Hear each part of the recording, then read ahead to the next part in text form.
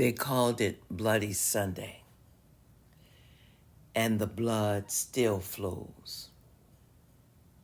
We didn't have Facebook then, but it was televised over the nation, recorded and still shown today. They were beaten until the streets flowed with blood. Let us back up and set a foundation, because we are still marching on this one. In 1866, it started as a prayer movement for slaves and freemen. The initial edifice was built in Selma in 1908, the Brown Chapel AME Church. Though federal and state injunctions prohibited large meetings in black churches, this church provided shelter. In the 1960s, it became known as its place in the civil rights movement. Selma, Alabama, is its home. It was and is a community occupied by embattled blacks. After the Civil War, it is known for agricultural. Selma, that is, was known for its agricultural, farming, and industrial shipbuilding center. At this time, it thrives from tourism due to the civil rights movement. This city's population in the 1960s was 15,000 voting-age African Americans, and less than 15% was registered to vote. This ignited the voting rights movement. Coming to date, in the year 2010, the average income was $13,000 per capita annually, and today that number is $35,000.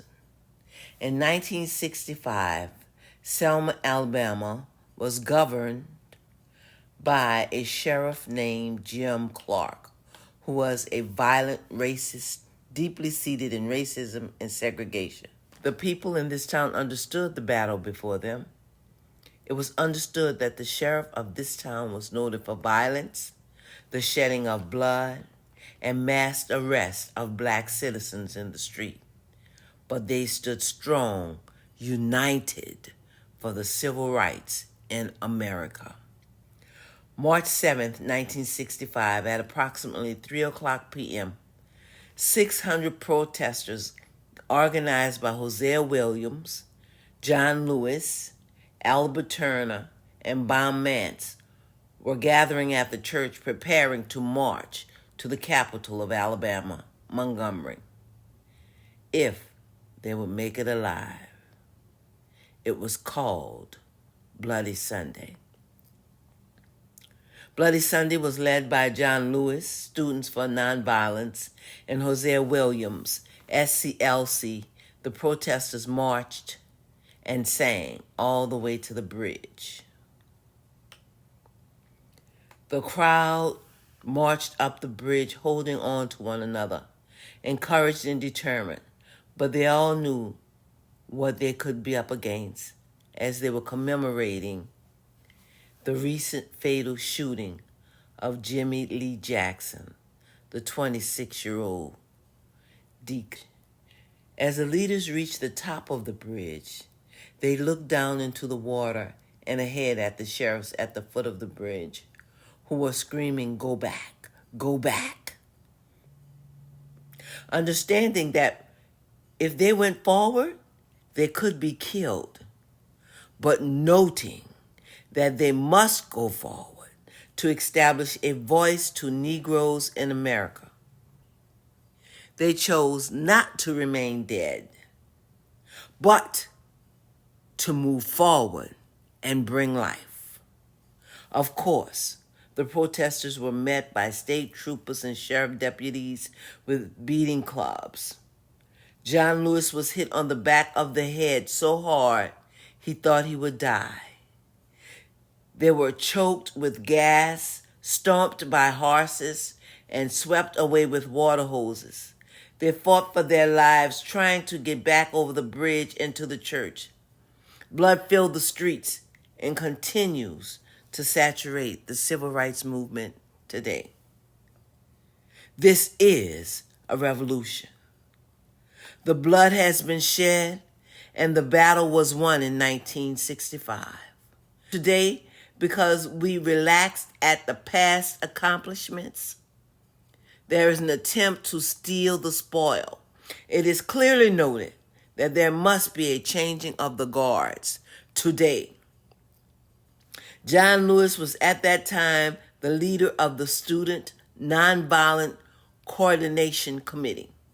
We must reform our sons that are under the restraints of felonies, gather our young men and ladies that would like to join, understanding that it could get physical. Our leaders will gather to pass the batons, teaching and training. It shall come to pass in the last days, said God, I will pour out my spirit upon all flesh, and your sons and daughters shall prophesy. Your young men shall see visions, and your old men shall dream dreams. Share your dreams, older men, that the young men's visions will be written plainly. When the time is right, we are to return to the Edwin Pettus Bridge, named for a Confederate soldier. Maybe we should take down the name, maybe not.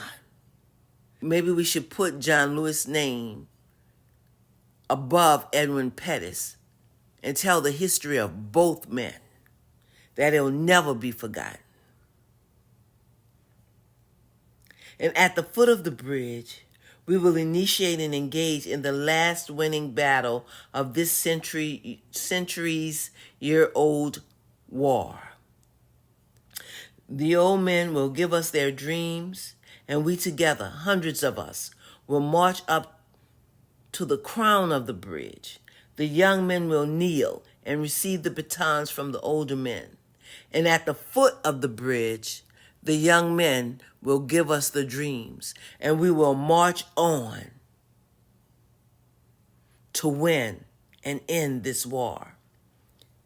And at the bloody side, the old men shall share their visions and lead us into a true freedom. This is a revolution, and we must be ready to fight and win this final battle. We must put this war to an end. They called it Bloody Sunday.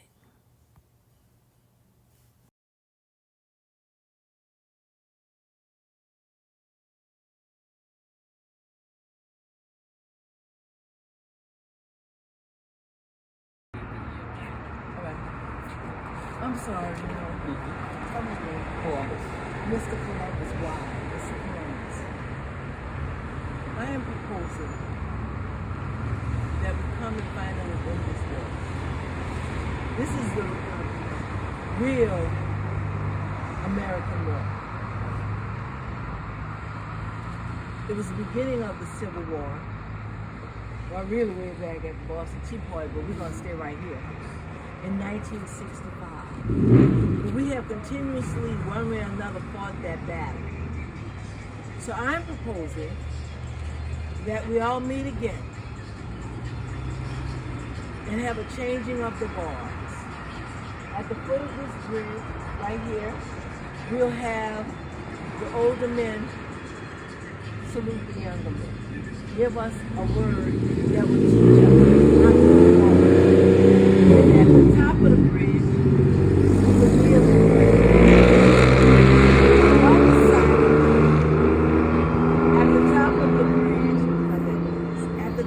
bridge when you would pray. And however, leaders decide to do it. This is my rare draft. And on the other side, they change the guard. And the young men make their speech and tell us their dreams and their vision and how they're going to take us into this war. To win it, to finally win it and get it over with. Remembering and knowing, when they got to the top of that bridge in 1965, they looked into the water, they didn't know if they would be thrown over. They went to the other side, not knowing if they would live to talk about it, but they did it because of the people. And we could be facing that same violence today, going back to the insurrection at the Capitol. They were very violent. Very sad. They sprayed them just like they sprayed them here. They beat them just like they beat them here, and some even died. But those people that insurrection deserve to be beaten and pushed back, because unlike John Lewis, they were peaceful. These people came together. That's right, and they're the violent people right. that we, as we march to end this war, we will be facing those violent people, as John Lewis and the crowd, Hosea Williams, Mr. Sally, their face could be their death. They left John Lewis for dead. We have those same violent people that if we do this, we have to face it. But non-violent the same way we did last time? I'm a follower. The new leaders want to decide that. The new leaders want to right, but you could be the leader. As a leader, what do you think? Well, I think violence begot violence. So I think that if we can have a reconciliation, which I understand these people are trees, they are embedded with hatred and they feel like they're the victims and arrogance is in their hearts and definitely deep embedded racism. But still, love is one of the strongest forces in the world. So I would think that we would offer first an olive branch to tell them that they benefit from having peace and love in their hearts, as much as black people. That would be the first thing, peace and love, and see how that works. Now I know a lot of people say, well, it never got to this, but we are in a situation where we are the minority. These people hold all the resources and power, so they're angry and they're evil. And if we go there with violence, then they're probably crush us. But if we go there with love, peace, and try to see if there's anything in their heart, but then if last resort, then every man got to stand his own by any means necessary. So I don't know, I can see your face. You're not quite probably, I don't know, do you have an opinion? Do I have an opinion? Yes. Of what I said? These people are already, no, your opinion is your opinion. Yes. And I have nothing to say about your opinion, because your opinion is your opinion. And the leaders are going to have to come, and hopefully everybody's not thinking the same thing, because then we'll be free. But I don't believe they hold all the power and all the money. We have some money.